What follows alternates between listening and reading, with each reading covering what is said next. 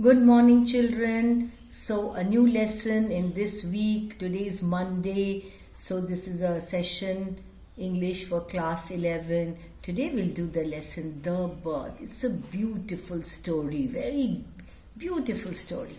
The story Birth is an excerpt from The Citadel. That means it is taken from The Citadel. It relates how a medical fresher handles a child delivery case in a mysterious way and brings back life in a seemingly dead born child.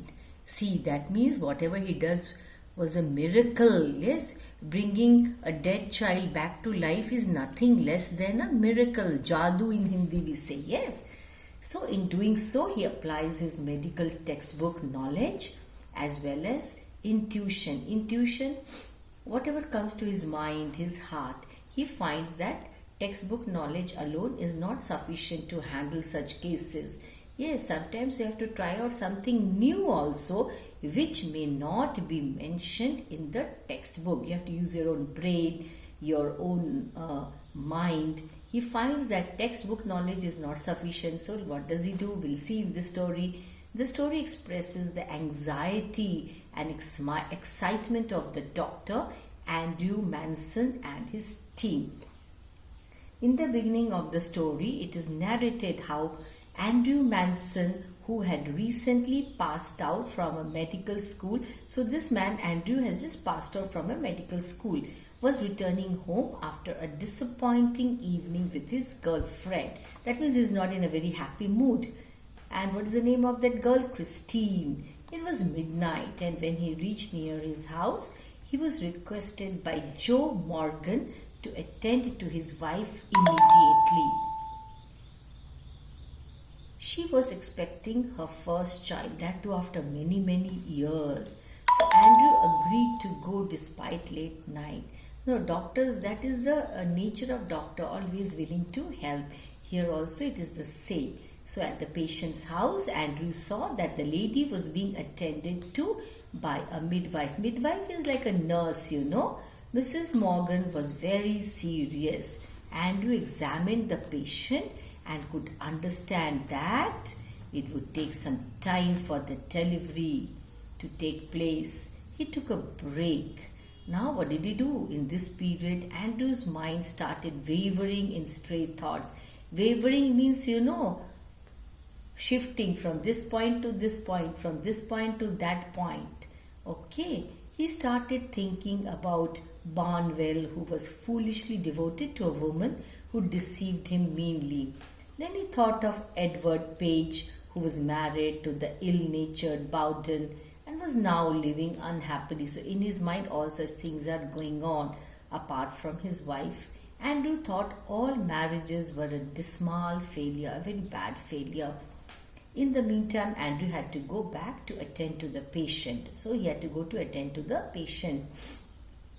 The subsequent section narrates how, after an hour-long harsh struggle, a child was born towards the dawn early morning, but the child was stillborn. That means no movement. It is a stillborn baby. When Andrew gazed at the lifeless form, that means there is no life in that small child, stillborn. So when Andrew looked at the small boy, the stillborn child, he shivered with horror. Oh my God, he started shaking with horror. Then he looked at the mother. She required immediate medical attention. And because her condition was very serious, Andrew was to decide to whom to attend. No, he's perplexed. Whom to attend? Whether I should first take care of the child or the mother. Both are serious. So he's confused. He's rather confused. Andrew gave the child to the nurse and turned his attention to the mother, who was unconscious. So mother's condition is also serious. Gradually her heart strengthened and Andrew could now leave her to attend to the baby. So her heart started beating. So Andrew understood, now the mother is safe. So it is time for me to attend to the baby, he thought. Andrew asked about the child. The midwife was thoroughly frightened. Taking it as a still child, she had dumped it beneath the bed amongst soaked newspaper. Oh my God, she thought it's a dead child. So what she did, she dumped it under the bed. among soaked newspaper that was wet. Imagine, the child will die. Andrew pulled out the child. The child was perfectly formed. Andrew could understand that it was a case of suffocation due to lack of oxygen and excess of carbon dioxide in the blood. Okay, because of lack of oxygen, the child was stillborn.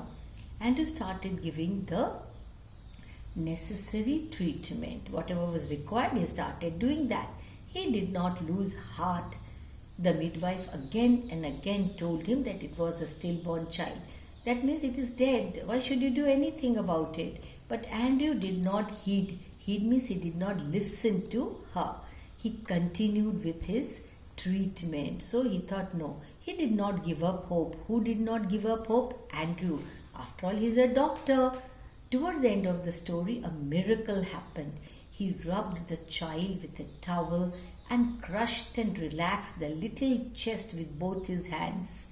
So that is what he tried to do. Thus, he tried to infuse breath into that limp body, that which is still not breathing. The little chest gave a short heave, The child started turning around. It was no longer stillborn. That means the child has started breathing.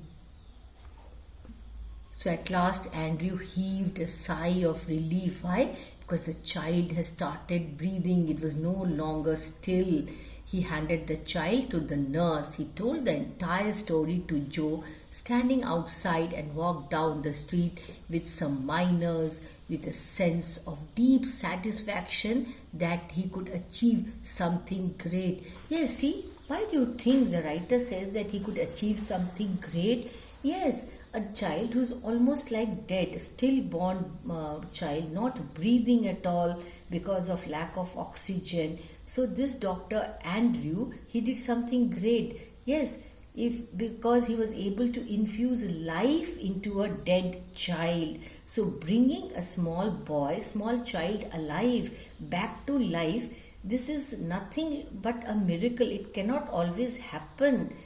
So he feels so satisfied with himself. He feels that I have achieved something great. At least I was able to save a small baby boy's life. That is the reason he says that I have achieved something great. Though the task was very, very difficult. It was a very difficult task, isn't it? See, the nurse, the midwife had already given up all hopes. That is why she had dumped the child where?